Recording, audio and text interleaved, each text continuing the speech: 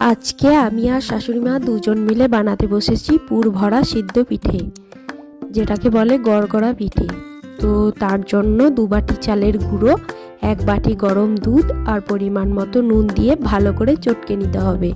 চটকানো হয়ে গেলে 1 মগ গরম জল দিয়ে অল্প অল্প জল ঢেলে চালের গুঁড়িগুলোকে ভালো করে মেখে নিতে হবে। মাখা হয়ে গেলে পুরের জন্য চাচি বা নারকেলের খোয়া যা মন নিতে পারো, তোমাদের যেটা ইচ্ছা সেটাই নিতে পারো। তারপর পিঠেগুলোকে গড়ে নিতে হবে ছোট ছোট বলের আকৃতি দিয়ে। তারপর ভেতরে পুর ভরে পিঠের আকৃতি দিয়ে তৈরি করে নিতে হবে সমস্ত পিঠেগুলো।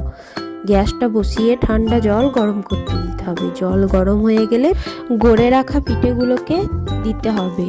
যখন দেখবে পিঠেগুলো ভেসে উঠছে তখন জানবে পিঠেগুলো হয়ে গেছে।